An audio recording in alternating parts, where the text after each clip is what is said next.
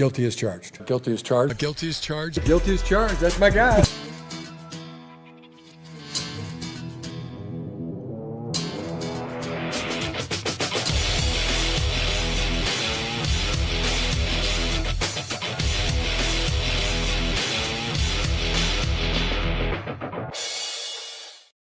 Hey, what is up, everybody? Welcome to the Guilty as Charged podcast. My name is Steven, and I am the host. And I promise you this will be a much more fun episode than our last episode, lamenting the Chargers' loss at the Jacksonville Jaguars.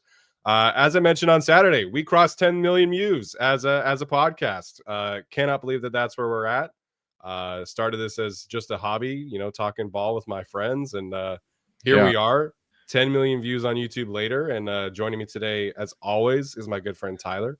Tyler, what's up, and how you doing tonight? Fantastic. Thank you for getting us to 10 million views. If you look at the shorts that helped us get there, the most popular ones are Bradley Bozeman falling on his ass, Scott Matlock's first NFL touchdown, and Khalil Mack versus the Chiefs, which is by far our best one. Yeah. But funny what hits and what doesn't. But it all is on the road to 10 million. So thank you very much. Yeah, we've hit over 15,000 views on multiple live episodes. Obviously, the draft shows have done extremely well, which is so funny to look back at.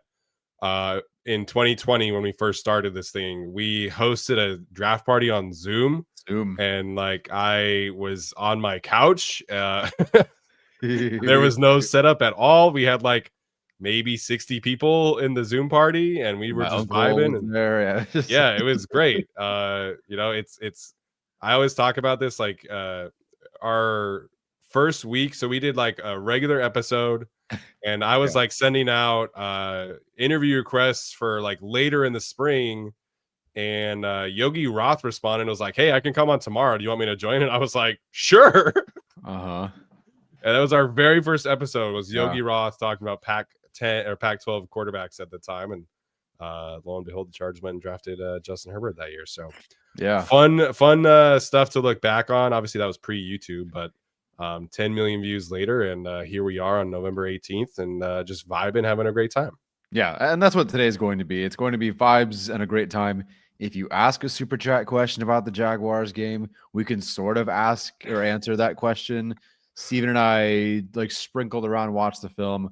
I watched the first half, a little bit into the second, and I just didn't want to watch the ending of that game at all. So I decided not to watch the Avalanche ending. Steven paid attention to the offense. We've got things to say about it. If you want to ask, go for it. But we're just here to field your questions, hang out, celebrate, share some good news with us, whatever you got. Yeah. So anything that you guys want us to talk about today, I see already a Disneyland question in the super chat feed. So anything that you would like to discuss, feel free and mention it. We'll jump around the chat. Obviously, if you do throw in a super chat, that question will definitely be answered, and then we'll jump around the comments as much as we can.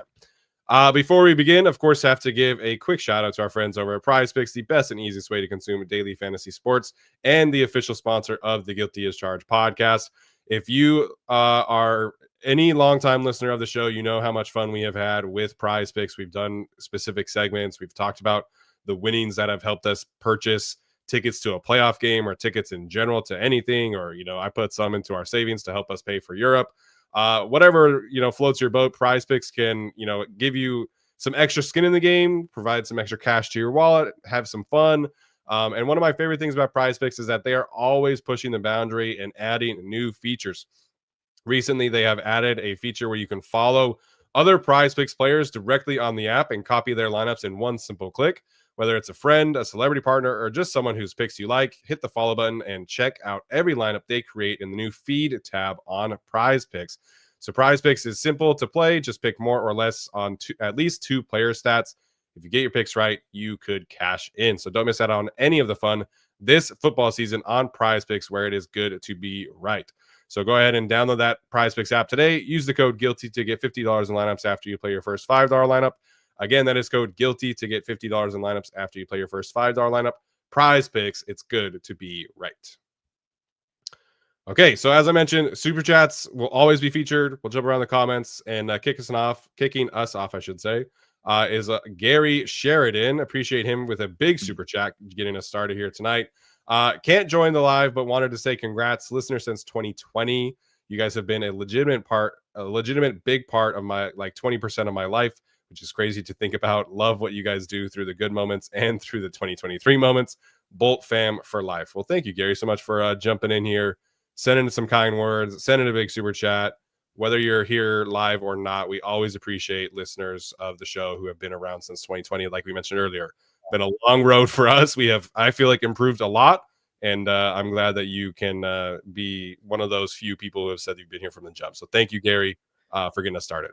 Yeah, I mean, if you're here since 2020, you've really been here through all of it, not just the Charger stuff, but us just trying to adjust to figure out what the hell we are and what we do and all our ideas and like, oh, maybe we'll try this, maybe we'll try that, and this works, and this person, that like so much change, so much like for good, usually for good. A lot of different faces you've seen come and go during that time. So yeah, that's a lot of years. It's a lot of years to just be following, especially something from its inception. And so I appreciate it. Yeah, we've obviously had, when we started, it was the two of us and Jason, and then Alex Insdorf jumped in, and then Arjun jumped in, and then Alex Katzen, and then Maddie Schmidt, and Jameis and Omar had some medical videos, which were always great to listen to. So we've always tried to kind of like push the boundary a little bit and, bring some new ideas to the table. And, hopefully you guys have enjoyed that. And it's been a lot of fun, obviously, to bring those new ideas to the table. Yeah, no, that's been a ton of fun. I always chuckle at the idea.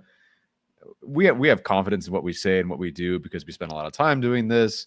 We are in education as is. So I don't know. I think we do our homework is what I'm saying. Yes. And so sometimes people say it comes across as like we have an ego or it's an arrogance. I think it's confidence, but it always cracks me up when they do say that we have an ego because all we do, or at least I feel this way, we bring on people who know stuff that we don't and fill in the gaps because we're aware of our weaknesses. And so we bring on these people like Arjun, like Jameson, et cetera, who know so much about a specific topic that just makes us better. And so it's been fun to have those guys along the way, not just with that, but then to also watch their own careers take off in those fields. I mean, again, the Arjun was a guy with 100 followers. Now he does, game management for the Jets. It's like, whoa, where's this guy? Like, that's crazy that happened. Matt is doing great. Jameson's a full-fledged doctor now. Alex is going to be a doctor. So it's pretty cool. Yeah, Katzen just got informed that he is going to be a voter for the Lou Groza Award in college football. So I don't know if you saw that, perfect. But very on brand for Alex Katzen. Anytime I have any special teams questions, I'm like, hey, what does this look like? That's so perfect. Yeah, we don't interview a lot of people anymore. We just, time has gotten kind of away from us. But we first started hearing about EP per play and stuff with Arjun, and then it was like, okay, well, let's talk to Arjun about it, but let's also talk to some of these other guys like Brad Spielberger. Let's talk to some of the PFF guys. Let's talk to the stats and schemes, Sean Syed, Tej Seth, all of these guys. And so we've learned a lot throughout this experience as much as we have, grown from a podcast content creation standpoint.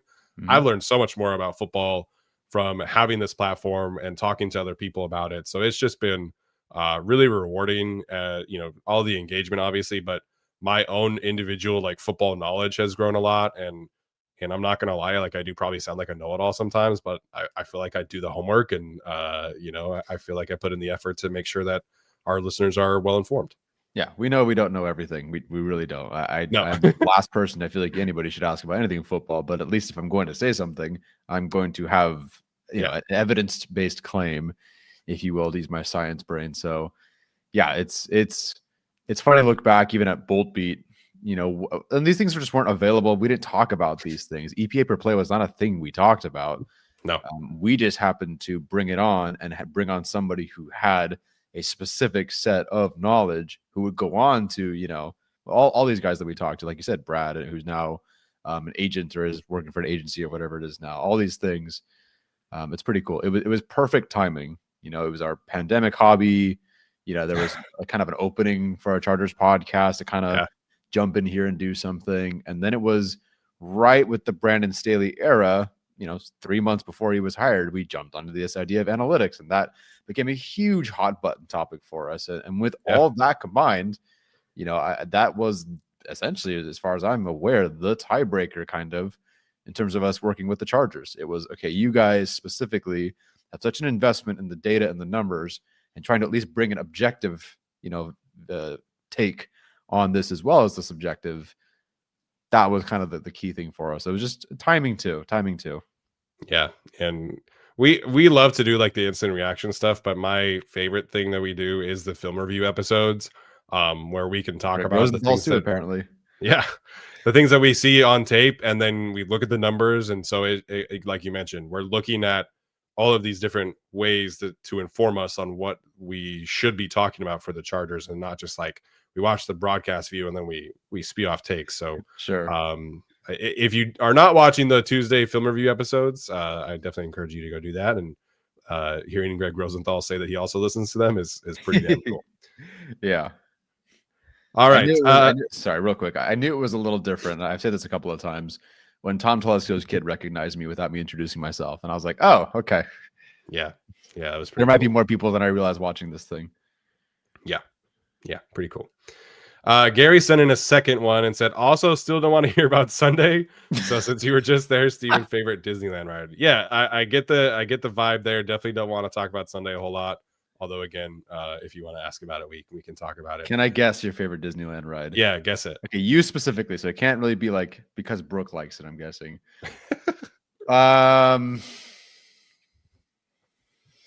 Indiana Jones? Indiana Jones was the answer for a very long time, actually. Oh, what? Something dethroned it. Yeah, something has dethroned it. Oh.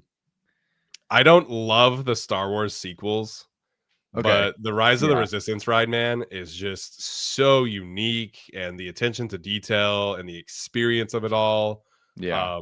That is my favorite ride. It sucks that you have to pay for the fast pass nowadays, but the line actually goes pretty quickly. So if you're willing to wait through the line, like we were there on Monday, and Monday was the busiest day I've ever been to Disneyland, and the line said like 90 minutes, and we actually went through it in like 45. So they kind of lie on the app if you're looking on the app. So Rise of the Resistance is great. Indiana Jones, Space Mountain are great old timer classic ones. I love the new Guardians ride as well on California Adventures. So Incredicoaster, also hard to go wrong. I would say those are probably my top 5. Yeah, those are all great. Yeah, the Rise of Resistance ride is unbelievable. The queue is pretty cool too. Same with if you go to Universal, like there's the Bowser's Castle ride, and you just like you're walking through the castle. The queues are so much better than like just walls and railings. It's like you're in the experience as you're walking through as well. So they did a good job there. The older I get, the more I have to stand in line. The more I like the rides that I get to sit down and do nothing in.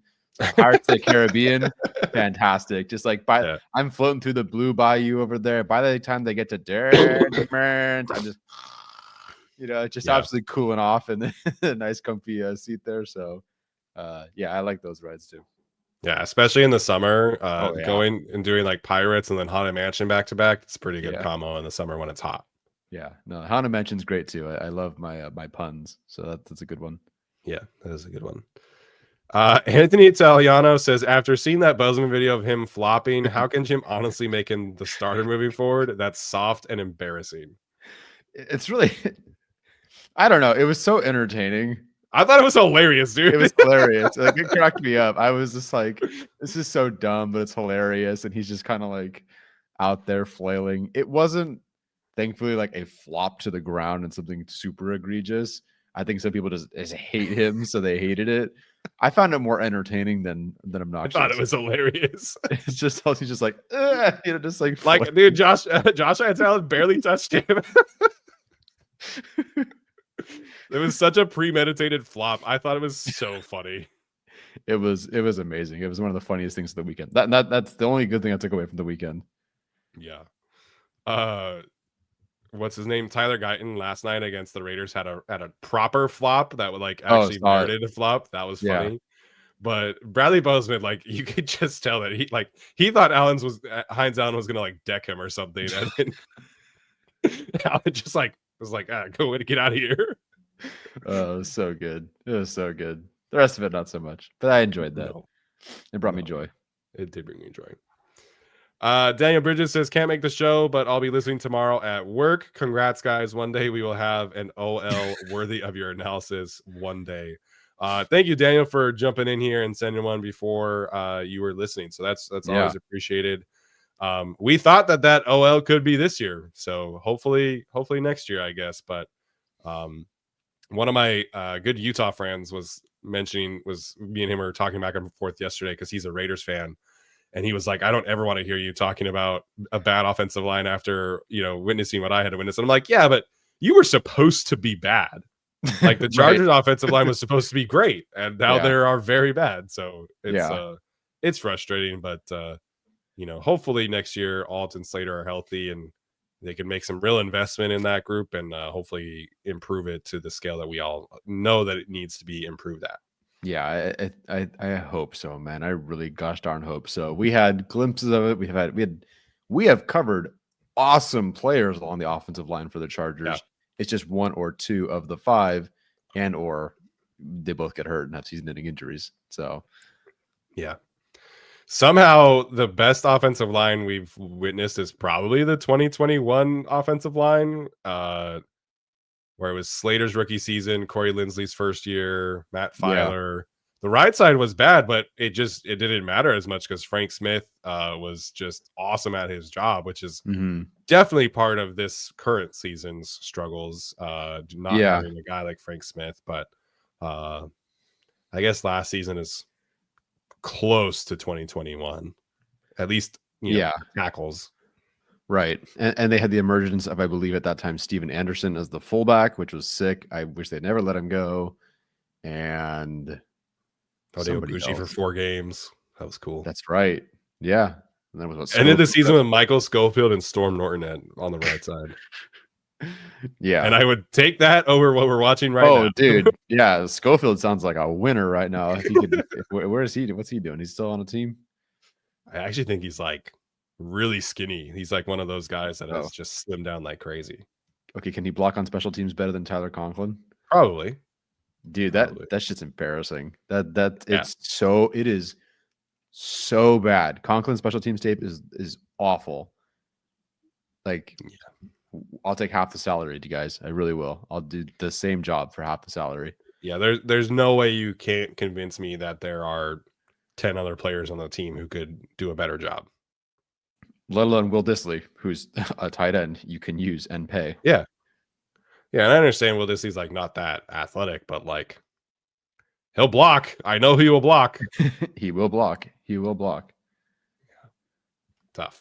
Yeah. Anthony in here, so just with a simple congrats, boys. We appreciate that, Anthony. Thanks for jumping in here. Thank you. He's been here all the time. Yeah, been here from, if not day one, like very early. So very excited that Anthony could jump in here tonight. Yeah, thank you. Christian Escamilla 4665 says I used to only listen to the Chargers pod, and that's how I found out about you through there. Love to hear that. Cool. So glad because now I listen to you more than them. Bolt fam and Gag fam forever. Thank you so much, Christian, for jumping in here. And honestly, that means we have gained a lot of support from doing that collaboration with the team, and thankfully a lot of the fans have stuck around like Christian has. Yeah, no, it's really sweet for you to say that, for you to follow us. I wish we could be back doing that because it was a cool experience for us to have that 1-year contract. But it is what it is. At the same time, we're having plenty of fun over here doing this and that, and we may cut it a bit more loose, which is good. Yes, my only like thing about doing the collaboration with the Chargers is that it had to be 2023. Because could have been anything, there were so many times where it was just like, because we have to be way more positive on that channel than we could be here. Like we could not do Sunday show on that channel, and so no. we spent the entire season talking about Thule's rookie season because we just had to keep finding positive things to talk about. And lucky Thule was playing awesome, but I just wish that we had been able to do like a true good season for the team. Like doing last season for the team would have been awesome, or 2022 when they made the playoffs, or even 2021. Even this season, maybe not this season, but it had to be 2023. So it was an amazing experience, but I just wish the team had been more competitive. Yeah, it had to just be a Chargers game from hell, or Chargers season from hell. After the Jags lost, then they start 0-2. Yeah, it was tough. The good news is the Chargers were so open to us just saying 99.99% of whatever we wanted. And so it was, by week 2, we were talking about entropy scores and Staley being too much for the defense and too confusing and asking Derwin to do too much and this and that. All things that basically Deion Henley has said was a problem the previous year. So yeah, that was something. But it was fun to be on the channel. Yeah, awesome experience for sure. Yeah. Bob Middleton jumping in here says your film reviews, but also your X posts are why I am here. You guys put in the effort, which is why you have 10 million. I'm also a high school IA, so well done. Shout out to Bob holding it down in the high school areas. Nice, Bob. And Bob's I think even more so recently been in our chats and talking and communicating. He's always a good person to talk to. Brings some positivity, brings some objectivity as well. So good stuff. Yeah, I was not following him, and then he was sending in some super chats, and I followed him. He was like, "You didn't have to do that," and I'm like, "Well, if you're gonna send us super chats, I feel like we should at least follow you on social media." So if we're not, I apologize. Feel free and let us know, and we will definitely correct that issue for sure. Thank you, Bob. Dre says, "Shout out all the boys in the Discord. Haven't missed an episode since 2021. Thanks for the therapy." Yeah, Dre has been one of our more loyal ones for sure. We appreciate the heck out of him for jumping in here and always bringing some funny moments in the Discord for sure. Oh yeah, no, definitely. 2021, cool. No, that's good. That was, I think that's when we jumped onto YouTube as well, because 2020 was just audio for us, and then we're like, I don't know, let's try YouTube. And then Steven did a stream by himself for our first episode, I think. I think we got because we were trying to record like with 4 of us, I want to say, and we didn't. We were trying to do it through like OBS or something like terrible. that. Yeah, that's right. We're still trying to get in to figure out how to do this and that. Thank God for StreamYard. Oh, I totally forgot that was the reason. That's funny. Yeah, StreamYard is great, by the way. Any content creator out there, if you do not know how to do YouTube Live, StreamYard is your jam. It's easy. An awesome website. Yeah, I know there are some people like the podcasts that I follow that are more video production stuff. They will not like the Chargers channel. They don't use StreamYard. They use Riverside, but it works for different people. I hear there's more advanced stuff you can do, different platforms. For us, I hit start stream, end stream, and it works just well for us. Yeah, Riverside is probably better if you're like doing a lot of like post edits, which the Chargers are. And I've gone on with like Marcus Whitman and some other YouTube creators, and they use Riverside because it's just a lot easier and more friendly towards like post recording edits. And so when we're just live streaming, StreamYard is fantastic. I agree.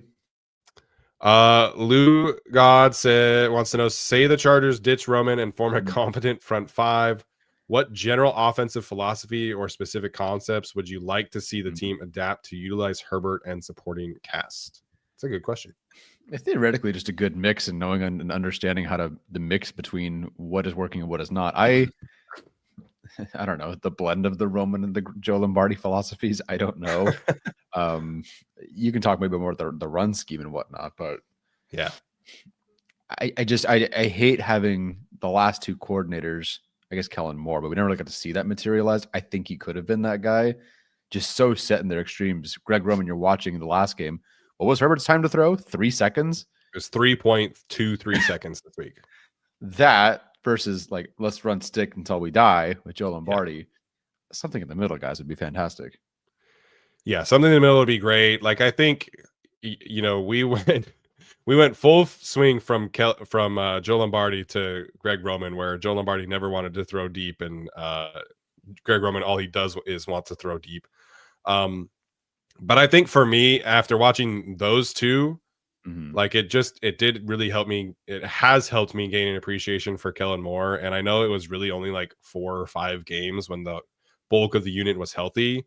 But for me, it's like I want to see the run concepts and the passing concepts marry each other, and I want to see them make sense. I don't want to see your play action concepts make a lot of sense. And so Greg Roman, like, he's not a bad offensive coordinator. I don't think he's like horrible, but I just don't think there's that continuity of ideas from a play action standpoint, passing concept standpoint, and the run game.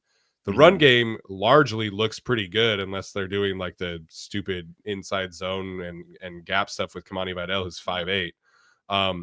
But one of my favorite things that they've done, and we've talked about this on the film review shows, is they will they're doing this lead concept with Zion pulling, and then they'll pull Trey Harris across the formation as well. It just opens up a ton of space for Kamani Vidal or Marion Hampton.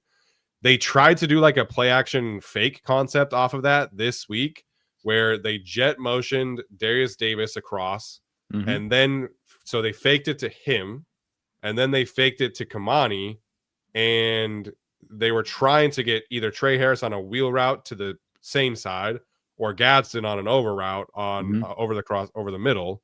And because they did a double fake, the linebackers for the Jaguars actually didn't. It's like they moved with a jet sweep fake, and then they went right back to the passing lane right in front of Gadsden because of the fake to Kamani. And it's like, okay, so you're trying to play action fake off of your favorite run concept. Great. But it's just like the lack of cohesion with the ideas that play resulted in a negative. Herbert ended up scrambling. It's the one where Foye Oluokun actually like tackled him and drove him into the ground, and then Herbert stood up and was laughing and like a psycho, which was funny. But so it's just like Roman doesn't like. There's not that ability to like truly marry the run game with the play action game. Like you watch Kyle Shanahan and all these guys who are obviously like the best in the profession. They'll run the play, like they'll do a run, and then the play action is just right off of that. So Harris starts in his alignment and does a wheel route instead of leaking across the formation and running a wheel route from that side. Like that would have been a huge thing. And it's just like the continuity is not there. So that to me would be the most important thing is I just need to see the play action and the run game actually working together. And that is not happening right now with Greg Roman. No, nope.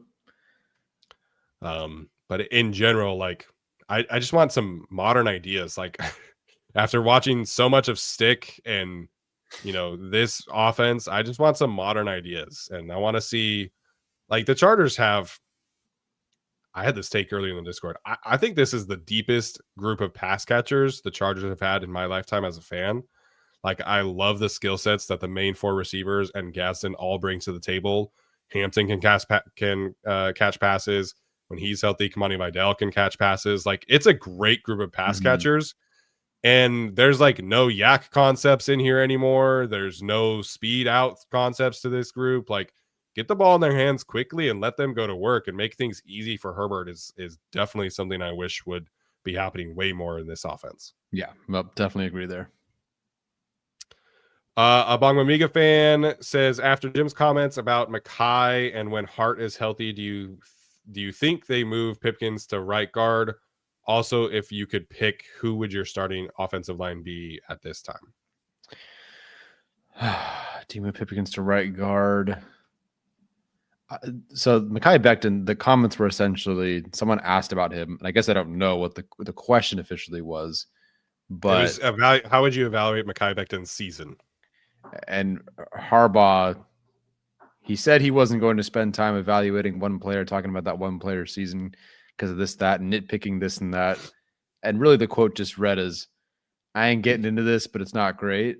Which I know he didn't say that, but Harbaugh would just say, no, he's doing great and hope he gets healthier or something. But it was such a different Harbaugh answer than I'm used to hearing. And there's no way this guy's on the roster next year for a variety of reasons, including saving $10 million against the cap. But it's been an awful experience so far with Mekhi Becton. When Hart is healthy, do you move Pippins to right guard? I mean, they're gonna play Becton. It's just, I don't know. He played 58% of the last game snaps. I mean, I really don't know.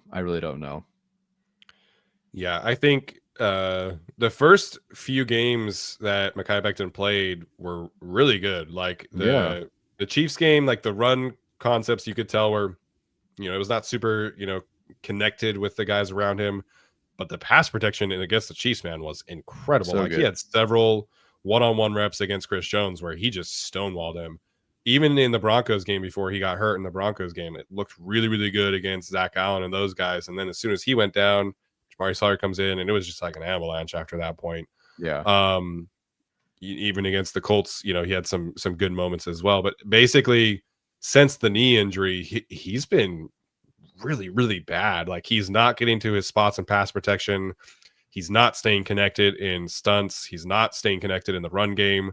That 3rd and 10 in the red zone where Herbert kind of like floated to his left a little bit and got sacked by Josh Hines Allen. On the right side, him and Pipkins were working a stunt, and he tried to pass it off to Pipkins, and then like he kind of shoved the guy into Pipkins. I think it was Armstead, and Bozeman was to his left, so he looks to his left.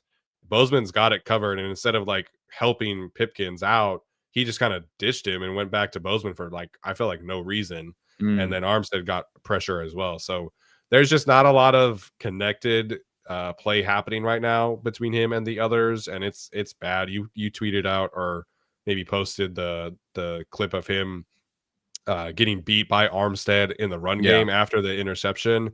So he's getting beat to his spot in the run game repeatedly. He's losing one-on-ones. He's not being connected in the stunt pickup like he used to be. So it's a tough evaluation right now. And then there's all the injuries. So somebody made a joke to me on Twitter where Jim Harbaugh will deal with like subpar play, but he's not going to deal with you being in and out of the lineup constantly. Like, that's just not going to fly with this regime. So I think they were optimistic that his health would maintain relatively positive, but a knee injury in training camp, a concussion, a hand issue, a knee issue, a foot issue, his finger, like all these things. And, you just can't rely on him playing even 2 games in a row, like 100% snaps. Like, it's basically every other game you're dealing with an injury. So I would be shocked at this point if he's back next year. And I went to go look through where the heck he got hurt. He's in on 3rd down. Seems fine. Moves just fine. He's then in on the next play on the field goal attempt.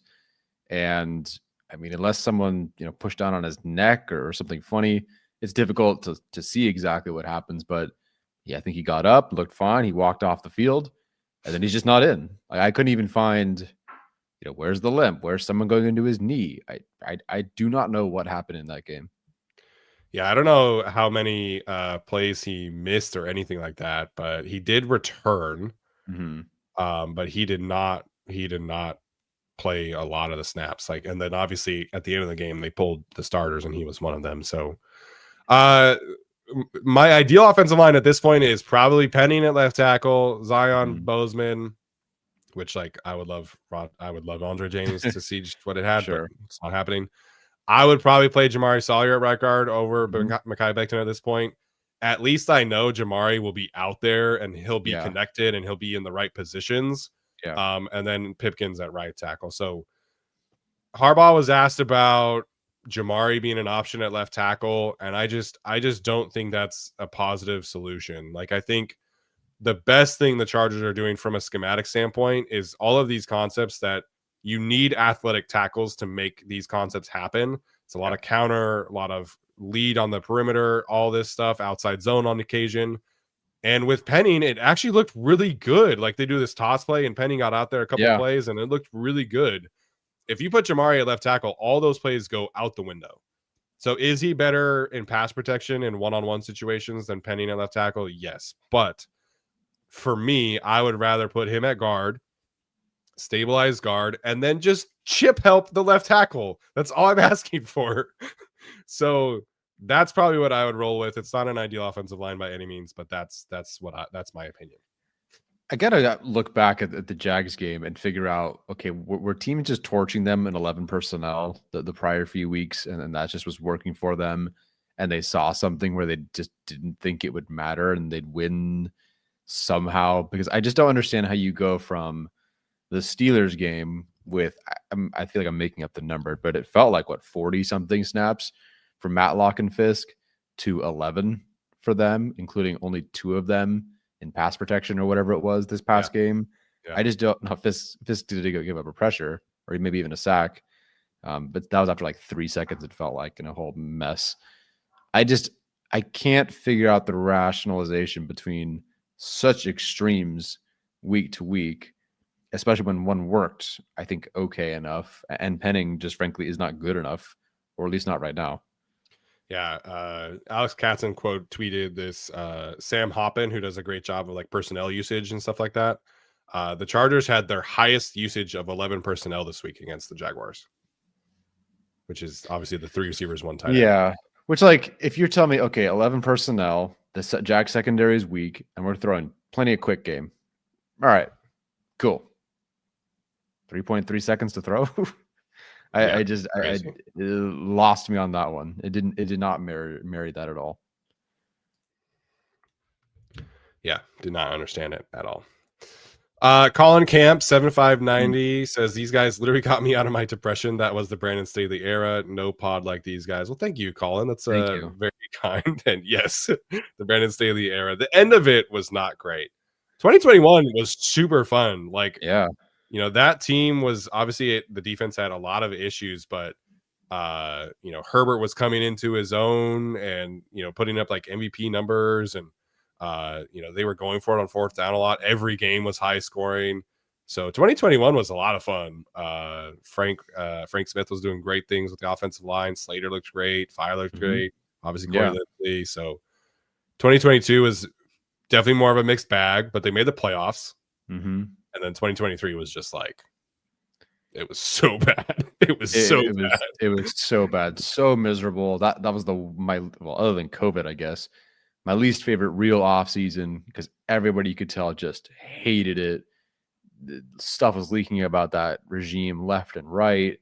They lose their first 2 games. The defense is terrible. The JC Jackson experience was terrible, and it was such a bad season, which of course culminated in a mid-season firing. The good news is that game was hilarious against the Raiders. I've never had more fun watching a game in my life. I've never hate watched the Chargers, but I definitely did that day.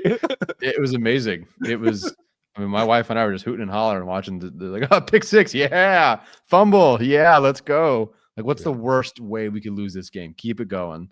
And then they fired him. Yeah, that was funny. Yeah, that was something. The True Blues wants to hear some Utah talk. Okay. Oh God. How about that 5-star OT? Yeah, so Utah has the 2nd highest graded offensive tackle in the class coming in next year. They've got 2 awesome offensive tackles right now who are a lot of fun. For what it's worth, Chargers fans, I have heard that Spencer Fano, the right tackle, has been getting a lot of guard feedback for NFL teams. I don't know if that's going to stick or not. And I doubt he falls all the way to the Chargers either way. He's been consensus like offensive lineman number 1 all season, and that has not changed. But if the Chargers miss the playoffs kind of thing, maybe they can get lucky a little bit with Spencer Fano. Yeah, so let's see. They're picking 22nd right now. I think that sounds about right. It feels very where they picked Quentin Johnston, you know, that kind of area. So hopefully better results. So that seems like it. So no, it doesn't sound like he'll get there. But you never know. No. And the other one is very much like a wide zone kind of tackle. Like his most common mocks have been like Minnesota, San Francisco, Miami, like that. That makes sense for Caleb Lomu. He is much more of a prototypical tackle, but he's like purely outside zone. Yeah. So there we go. Small Utah talk. Unanimous. That's funny. It says bring back the birds. Yeah, people used to always complain about Alex's birds. It was pretty funny. It was pretty funny. And everyone, it would always be the same comment. Those birds. And they go, no, it's the ceiling fan. I know it's the ceiling fan. Stop lying. Like people would actually assume Alex is lying that it's his fan. Like, no, it was literally tropical birds in a different country. Yeah. Alex will be back in America sometime soon, but we'll see. Yep. Bobby Caldrone says, congrats on 10 million, fellas. The content has always been great. Met y'all back in 21 at SoFi, and it's been cool to see consistent growth year over year. I was going to say, what's YOY? keep it up. So shout out to Bobby. Appreciate you for jumping in here tonight. Yeah, thank you, Bobby. What was the game in 2021 we were at together? Unless it was separate games. I met Bobby at the Browns game, or yeah, was that the Browns year? That might have been 2022. No, yeah, No, 2021 was. Oh no, 2021 against Baker and Nick Chubb ran Yeah. for like 200 yards. Yeah, it was the shootout Yeah, game. so Browns game in 21. Yeah, That season was fun, man. That 5 or 6 game stretch was just awesome. Beating the Chiefs Yeah. in Arrowhead, so good. yeah, when they were 5-1, Something like that. Yeah. something like that. Yeah, it was a lot of fun. Yeah. Christopher Kennedy says, congrats on 10 mil. GAC never Mm. misses. You all have helped me learn ball so much more better over the past few years. Much love from Edmonton, Canada. Shout out Canada tonight. All right. All right. Thank you very much, Christopher. You guys help us learn football as well and ball. And because we have to bounce the ideas off of you guys and what are you guys thinking? What do you guys see? And you guys see so many different things that we don't. You know, sometimes for a reaction, it's one broadcast view from me from my couch, and you guys notice this or that, or you guys are sending us info from being at the stadium, and this is what it felt like, and all that sort of stuff. So you guys help us too. Yeah, 100%. Always fun to connect with some international fans. You know, I feel like we're growing across the pond and up north. So I always appreciate all those guys jumping in here for, representing the international crews. Yes. While it's popping up, we have a few new members in this chat. I'm going to post the new Discord link as soon as the show's over. So I know some of you are going to ask. Check the community tab for our members, and it'll pop up. Abhishek as well as Alfredo. Yep. I think there were a couple other ones earlier, but yeah, Zhao Chen, and yeah, etc. So yeah, I'll get on it. All right. Sounds good. Mr. Dark Chow Chow on Q asking about offensive lineman. Love that. Do you keep Becton and still draft a top OG in the first or second round? Sign Evan Neal. I'm definitely committed to that bit still. Draft a center. Still want a front 7 player. And why won't Roman try to make adjustments, or is he incapable? Okay, so I guess do I keep Becton? No. I think unless he shows significant progress. This is a guy who got a new agent as well. He probably wants his own new deal. You know, you don't get a new agent in the middle of the season for nothing. He has not earned the contract that he's projected to get next year. Hey, if he's awesome the rest of the year, cool. I just don't see them bringing him back. So do I want them to keep Becton? No. I hope it. I guess I hope they do. But to me, the worse the Becton situation gets and the worse Bozeman looks or flops, the more likely I am to believe that they have to spend money on Zion. Like the worse Becton situation is, the more likely I think they're just going to bring Zion back. Like you're going to go 3 for 3. You really think the Chargers are going to go 3 for 3 with fixing this group with 5 draft picks? Yeah. I don't buy that at all. So I think Zion's back. Bozeman is returning. I just, they can draft somebody, but he's not cut. I don't think he's not expensive enough to even cut. And then I don't know about right guard, but I'm sure there are plenty of good options. Yeah, I think we're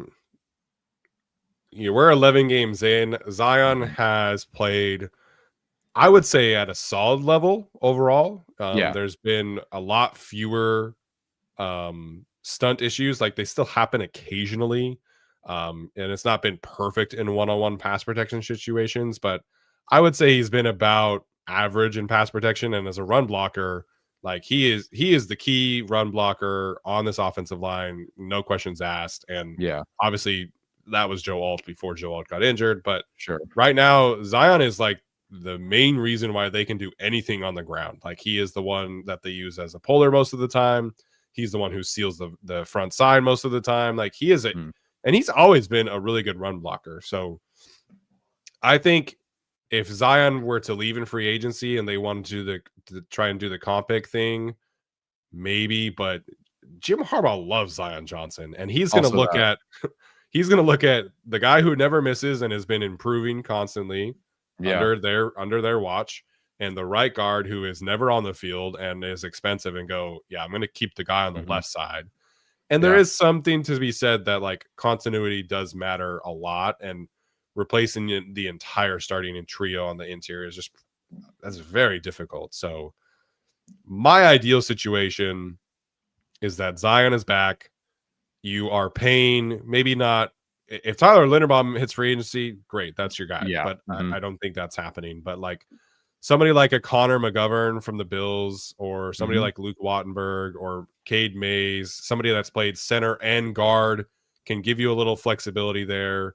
You draft a center at some point. It doesn't have to be early, but you're definitely drafting a center of the future. It is far overdue.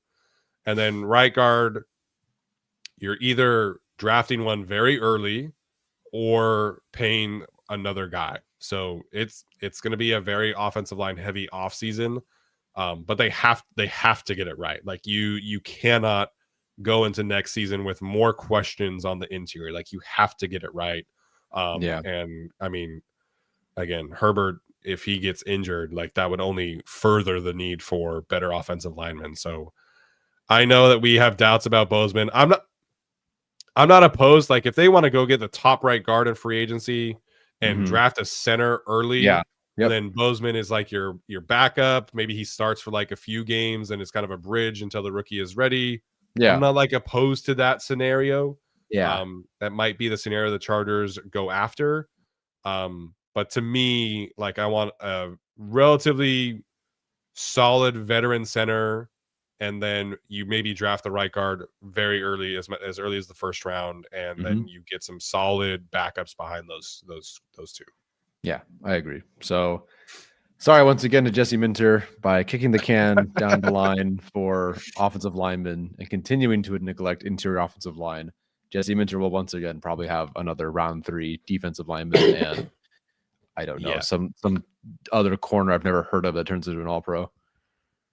I mean, corners, they're set. Yeah. It's more like the defensive line, and I think they probably got to bring back the edge rushers. So he'll have some resources, but it would be so much fun to see what this group would look like with like a first round edge rusher, first round defensive tackle, first round linebacker. But that part is probably not happening for Jesse Minter. No, unfortunately. Joe Cruz says Patreon since February 2020. Always my go-to pod. I want to say that you guys are good, but Alex I has to get most improved over that time. Miss the birds. Shout out he's really brought it. So February 2020 is literally the beginning. So that's definitely a day one person right here. Alex has, I think the best thing that happened for him is there was sort of a split where he focused on his bolt breakdowns and really just started to take, not that he didn't, how do I say this? Take himself more seriously, I think. I think he just kind of grew up too. I think Alex, for those who don't know, he's a few years younger than us. So then 5 years ago, years younger than us at the time too. I think he just kind of took it more seriously, found his rhythm, found his voice, found his niche, found stuff that made him, wanted in the space and what worked for him. And I think that has been, it's been great to see. Yeah, I don't think anybody on Twitter has found a niche more effectively than Alex has. And he got like 5 million views on the video of Patrick Herbert talking about Justin. And people were like, wait, Justin Herbert has a brother? Like stuff like that is always happening. He'll post Harbaugh videos all the time. Those will blow up. The PFF grades always blow up. So Alex has definitely found his niche on especially on social media. So big shout out to Alex. It's a shame the schedule hasn't worked out a lot of the time for him to be a part of the show, but we're grateful for his presence nonetheless. And he'll jump on the draft and things like that. So we always appreciate his voice on here. Yeah. TBD how much longer he's doing the whole I'm gonna be a doctor thing. So enjoy him while you can. Yeah. All right. I think that is the last super chat for now. Okay. So we will jump around the comments a little bit. Obviously, if more super chats jump in, we can talk about that. But Bander wants to know, how do we avoid another Zion sitch in the first round? So how do we avoid, I'm trying to read between the lines here, a slow start, if you will, and not living up to the hype? Yeah, I assume that's what he's talking about. Yeah, I think part of it is, they had 2022. you got a coordinator. In 2023, you have a different coordinator. In 2024, you have a different coordinator. And then throughout that time, he was left guard. I could be wrong. Left guard, right guard, then back to left guard. And then his center has been in and out, like the whole different center. Now his most stable center has been Bradley Bozeman. His left tackle, who's been next to, has been in and out, in and out, in and out. And his right guard. So I just think a nice, stable like situation around him, plus getting center figured out and continuing to hopefully have at least one of Slater or Alt next to him. Oh, sorry, whoever that ends up being on the right guard, I should say. I think that'll help. Yeah, and I think the coaching aspect of this has also been like going from Frank Smith to oh my gosh, what was his name? Gosh.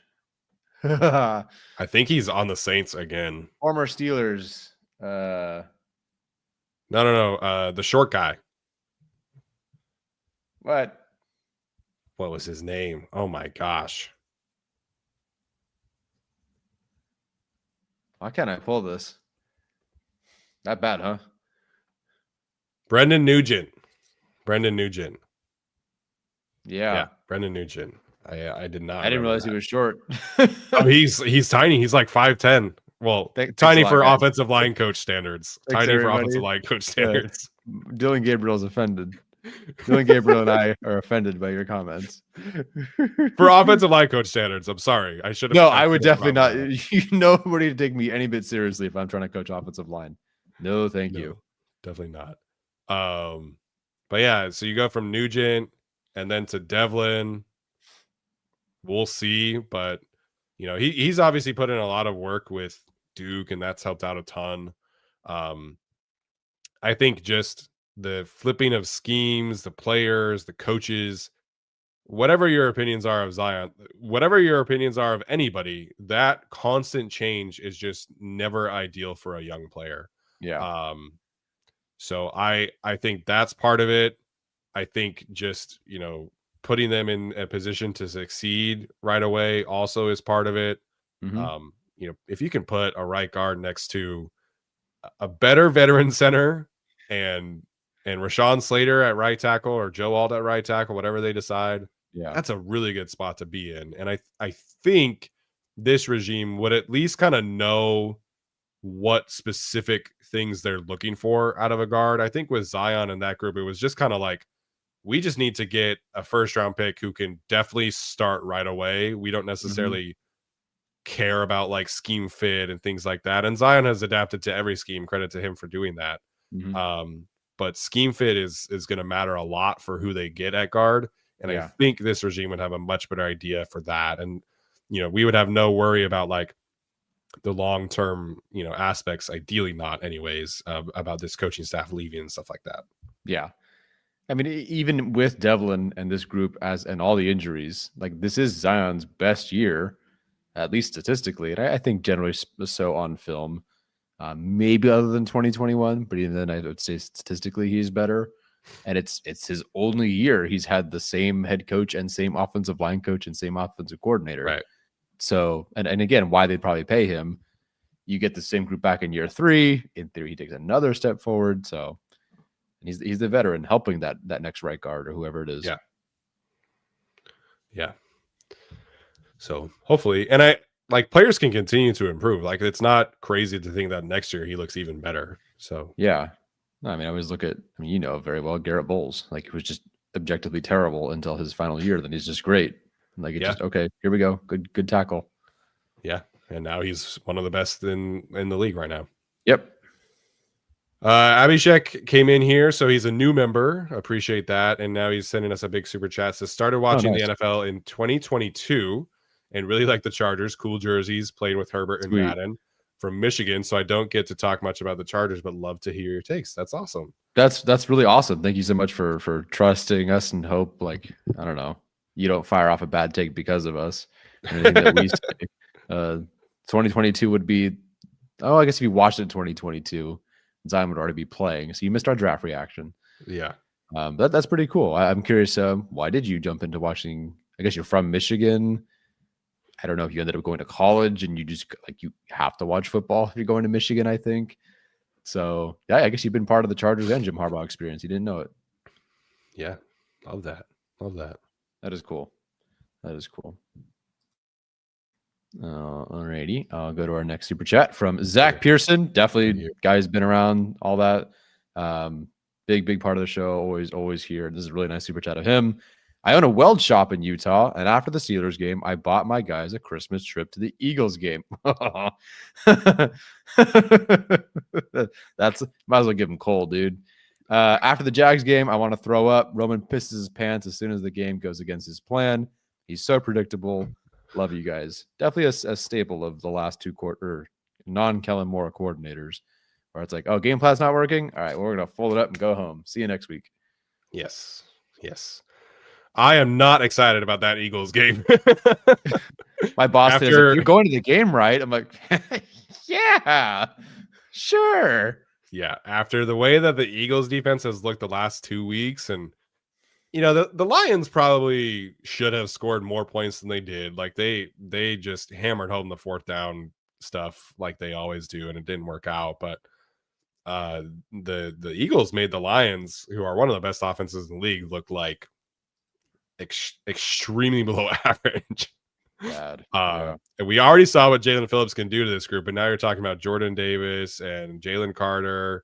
Jalix Hunt looks great. Like, I am not excited about that game at all. But going from Sebastian Joseph Day to Jalen Carter doesn't sound fun to you?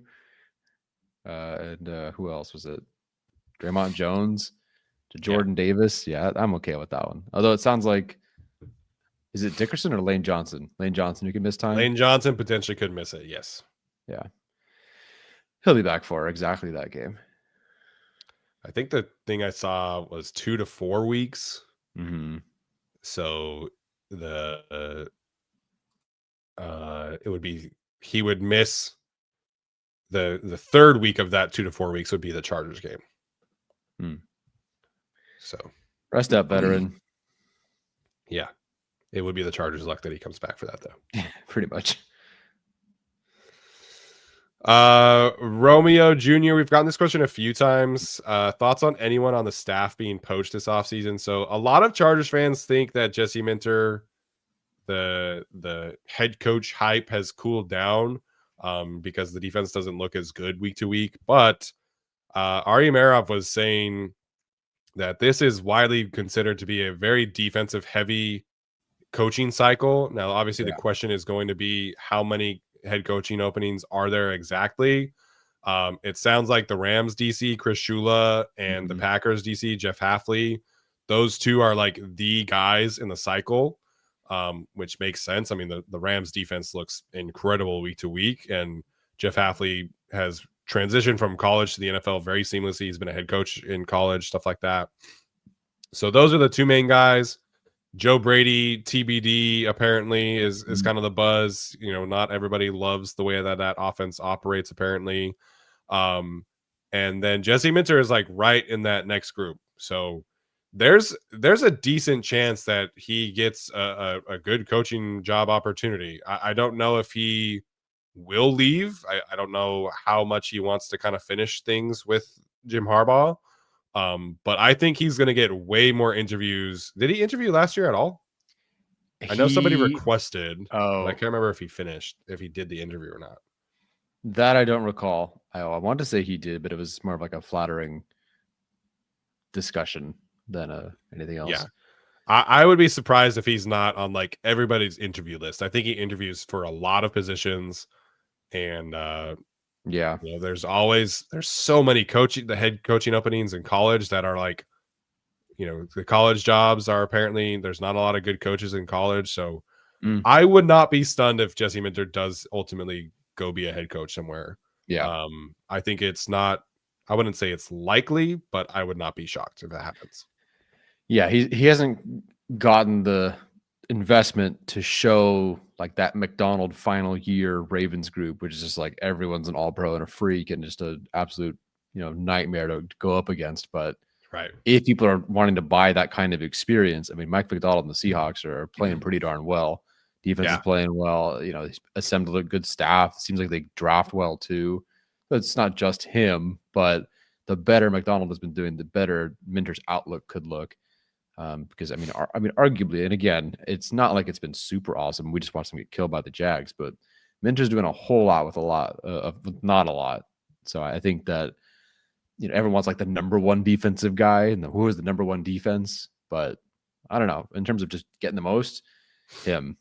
But I mean, I would take Elston or Klingscale if I could. I mean, Jesus, the Chargers. I want whatever is involved with the Chargers position groups, in particular the defensive backs. I mean, Dante Jackson is like, by rating, I know he's not Pat Surtain, but by rating and numbers, he's one of the best corners this year. Does he shadow? Does he fall the number one? No, but in what he's doing, unbelievable. Every corner that walks through this building is good, or he's not good, but then they go through some weird like TSA check portal thing, and then suddenly become good for the Chargers. It's amazing. So if someone's asking me who do you want to hire from the Chargers, I'm going, go get Klingscale. Yeah, Alex bringing up Vance Joseph in the chat. Yes, I should have mentioned him. Oh, yeah. He is definitely getting another head coaching job, which is great. Love that. Hope you take the entire coaching staff with you, buddy. Some defensive players as well. They have a lot of free agents, by the way. Yes, they're like young core. Their young pieces are like relatively locked in, but I think like John Franklin Myers is a free agent. Malcolm Roach is a free agent. Alex Singleton is not like great, but he's a free agent. Stuff like that is kind of where they're at. Yeah. Yeah, I think that's another thing. Like, I would not be stunned if Klingscale got like a DC job somewhere. Yeah.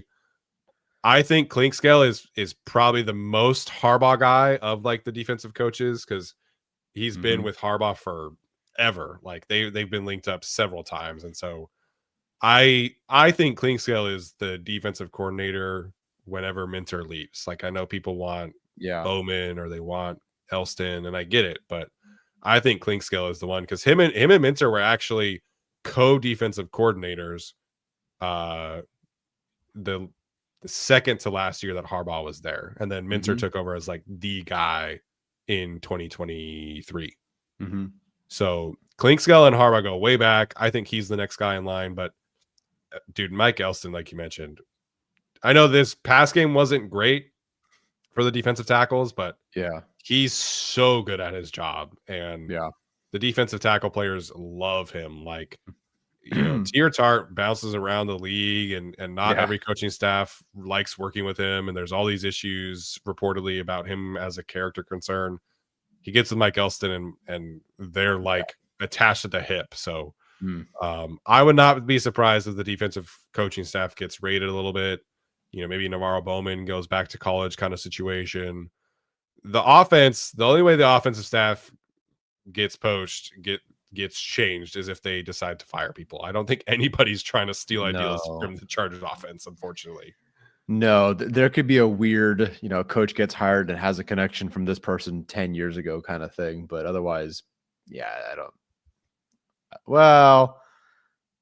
Sanjay Lal is not an offensive coordinator kind of guy, I don't think. Coordinator kind of guy. He just kind of strikes me as this is his thing, and he'll be a long time receivers coach kind of guy. Is he technically passing game coordinator? No, that's Brady. Oh, okay. So maybe somebody could get him with a passing game coordinator tag, but and he's kind of bounced around a lot. Like, he's been Dallas and Jacksonville and Seattle Chargers. So I mean, arguably this is his best spot, it seems. I think a lot of people have, when they first hired him, there's a lot of sour grapes about his past and how other receivers were kind of lowered. But you turn QJ into a half decent receiver, and you got my attention.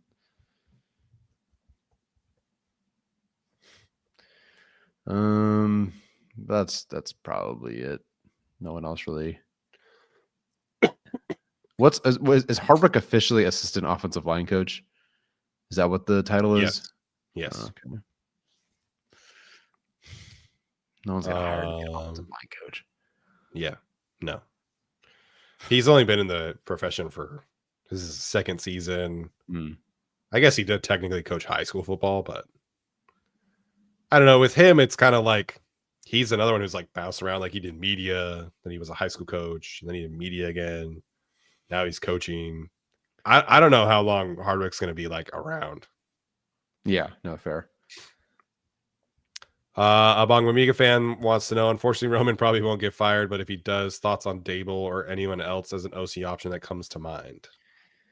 I'd have to do more looking into the Giants and Dable. I will say at least they beat the Chargers this year.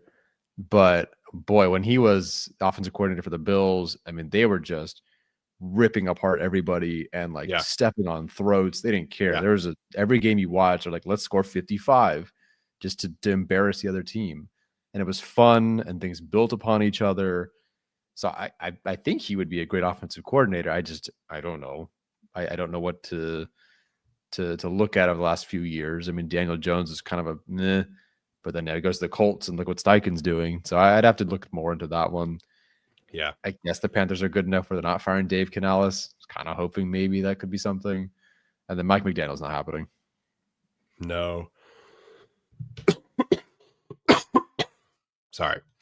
The thing with Dable, and they were actually talking about this on the Athletic Football Show, is that in 2021 or 2022, what year did they make the playoffs? Was it 2022? Yeah, 2022. Mike Kafka was their play caller. And then Dable didn't like the way the 2023 season started. So he took back over and he's been calling plays ever since. And that's just like, it's not gone well. Reportedly, like him as a person is just kind of like, he's kind of like Bill Belichick, just grumpy, apparently. So, and I don't love, like, he's been really over the top with Jackson Dart running the football. And I think Herbert should design run like 1 or 2 times a game. Yeah. But I do not have any interest in seeing Justin Herbert design run like 12 times a game like Jackson Dart has been. So Dable was a great coaching candidate when he got hired. Yeah. Like the Buffalo Bills offense was so good and he deserves a lot of credit. And so did like Josh Allen obviously has improved a ton, but that first Josh Allen season was so bad that like it's hard not to give the offensive coordinator credit for that. Yeah. So I don't know. I think for me, I would be looking more at kind of a younger mind. Like I said, I want kind of a modern offense in this situation. A coach that can kind of maybe mesh what Jim Harbaugh's vision for the run game is and the passing game a little bit more effectively. That's why, like, that was the main reason why I wanted Tanner Engstrand. So, and Engstrand hasn't exactly like crushed it with the Jets, but they're starting Tyrod Taylor this Sunday. So yeah, which is fair. I'd have to look back at the list, but I feel like we brought up like 6 or 7 names that were kind of tied with him. One that could be potentially interesting is the Cardinals passing game coordinator. I forget his name. Oh gosh, but he played for Harbaugh, guy, right? Yeah, he played at Harbaugh. He played for Harbaugh at Stanford. Coached with him at Michigan. Drew Terrell. Oh, geez, that's what it was. That's not the name that I thought of in my brain. We did talk about this individual, I think, a couple of years ago. Yes. Oh, Drew. Yeah, Drew Terrell. Yeah. Who are you thinking of? I don't remember now. Okay. Did somebody get poached from that group? Is he not on the Cardinal staff right now? Drew Terrell? Yeah. No, he is. Basically, I thought it was a white dude. So their offensive line coach is the offensive coordinator for Dallas, Clayton Adams, who's like, I don't know. Their run game is fun, and the Cardinals' run game used to be fun forever. So they're like somebody like that that's younger could kind of mesh NFL passing concepts with what Harbaugh wants in the run game. I think would be that's just kind of where I would lean right now. Yep. Frank Smith, yeah, I would sign up for that. If the Miami Dolphins clean house, Frank Smith is 100% going to Denver, and I'm gonna hate it. No. Oh man. Yeah, that would suck.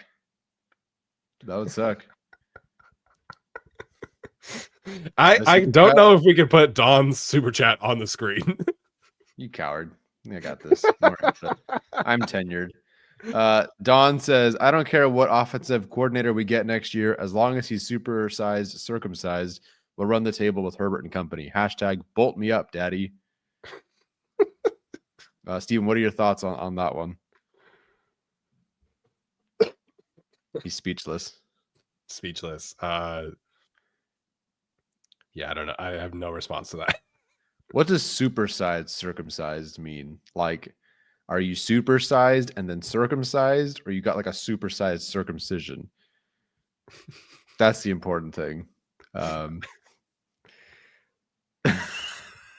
Why? Why?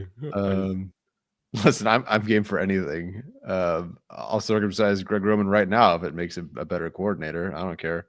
Whatever it takes. Will you do a handstand if Craig Roman leaves? I don't want to do a handstand if someone gets fired. I'll do a handstand if Greg Roman leaves. No, I won't do a handstand if Greg Roman leaves. God damn it, Josh.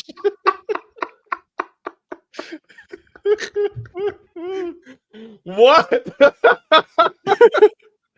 Well, I got it. Don't worry. Josh says my kid's qualified to be coordinator, according to Don. Bro. Nothing like $1.99 super chat on that one. Dude, that is so unhinged. That's pretty unhinged. That didn't even cross my mind. Oh man. Josh, Well, man. it is past the hour mark for us. So this is about where it all falls off the rails. See, I can't confirm if the next OC is any of the above here. So next time Steven's down there for a press conference, I'll use my media availability to do that. I don't think so. I don't think so. That's not how that works. They can't stop me. Those things are streamed live. Can you imagine?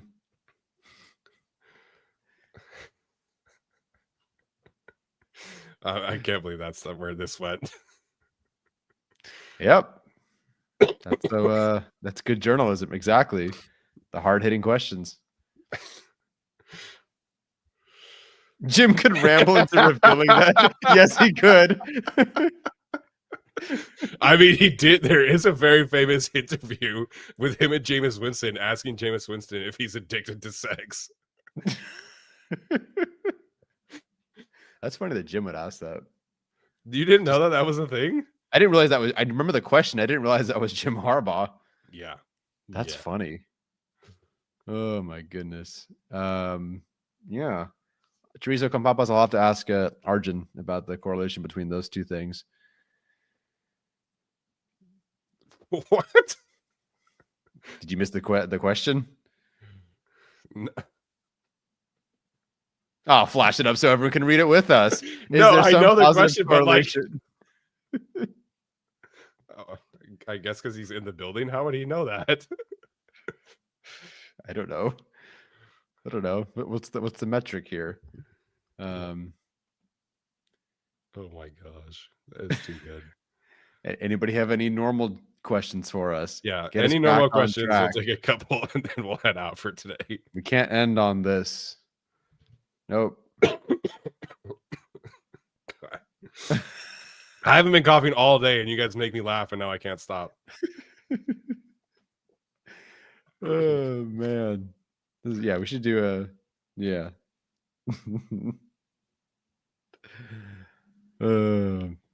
great, a Utah. Perfect. Utah Thanks question. for getting a Utah question. Best restaurants in Utah you have been to? Couldn't tell you.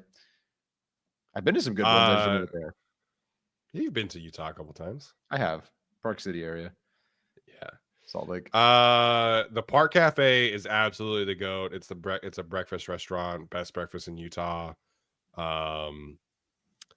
There was a new Mexican restaurant that we went to this past time. Oh my gosh, what was it called?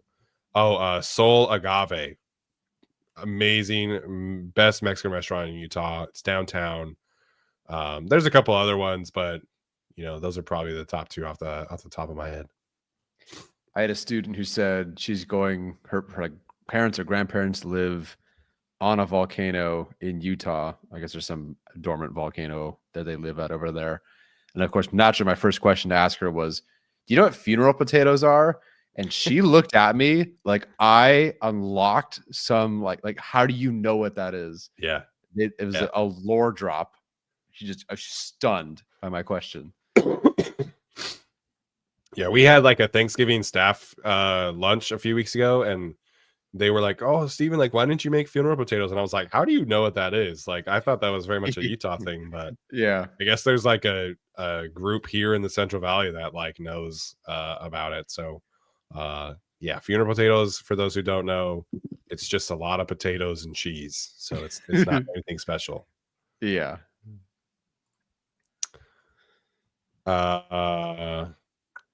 Riley, will we ever get a Madden stream? No, I haven't played Madden since I was in high school, to be completely honest with you. That was a long time ago. Yeah. I played Madden until I started dating, and then I stopped because, I don't know. I didn't have time for Madden anymore. Yes. Red Iguana, also very good Mexican food. It's kind of like the OG there in Salt Lake. Thoughts on the lots of Utah questions now. Thoughts on the Mammoth? I'll be going to a Utah Mammoth hockey game next Wednesday before Thanksgiving. So they're doing I think really good. I don't follow them a ton during actual football season, but it seems like they've been doing good. Josh, will Salt Lake City survive when the lake dries up? Hashtag salt up. No, actually, if the lake dries up, it'll be very bad for the air quality. Lots of sulfur in the Great Salt Lake. Lovely. Hey, a football question. Draftee or free agent you had the highest hopes for that didn't work out? Draftee. I think back on the years. I mean, I bit the entire 2013 draft class of Fluker, Teo, and Keenan and all that. I thought that was just wow, well done. Dude, Melvin Gordon, like I thought that was going to be such an easy thing. Like watching him almost win the Heisman in college and run for 2,000 yards, I was like, this dude is going to be electric. And it was good for a little bit there, and not that it went horribly, but that was probably the first time where I was like really disappointed in a draft pick. And then Mike Williams 2 years later. Yes. I was less convinced about that because of all the injury stuff. Like he was injured all the time in college. Well, free agent you had the highest hopes for that didn't work out. I mean, Brian Bulaga. Yeah, honestly, Brian Bulaga is not a bad one. Insert offensive line name here. And I really wanted Josh Palmer to work out because the stuff on film before the injuries and concussions cratered him was great. Like the first barely rookie season stuff, and the second year it's like, oh my God, here we go. And they had some really good moments. It was kind of the Chiefs killer his third year, and they just was not on the same page his final year. Injuries. That was a huge bummer. Brendan says Mekhi Becton. Not disappointed with Kenneth Murray or Jerry Tillery? Yes, absolutely. But I had zero high hopes for either of those two players. I didn't know anything about football, and I wrote, I don't want Jerry Tillery, basically, on Bolt Beat's website somewhere. Somewhere there's an article where I'm like, ha, ha, ha, all these. No, it's a tweet. And I said, oh, all these players are available, and also Jerry Tillery. And the Jerry Tillery. Murray I didn't watch, so I couldn't tell you. Jason Verrett, Jackson, great. Probably another great one. Yeah, JC Jackson. We were pumped about that happening, but yeah, I mean, they got him for quote unquote cheap, and then Staley's got this whole, we were buying everything because like, wow, Staley finally has his guys, and it was not great. Yeah, fun chat tonight. Junior Colson. I still holding a candle out for Junior Colson. I hope so. Trey Turner again, did not expect much, and they traded for him. It was like nothing. Forrest Lamp, that's a good one. Again, that was kind of injury related. Feeney at least like played a lot. Yeah. That was way before I was into watching tape, so I was not like super excited about those guys either. Yeah, but I knowing my type, I would have loved Forrest Lamp. Like I probably would have.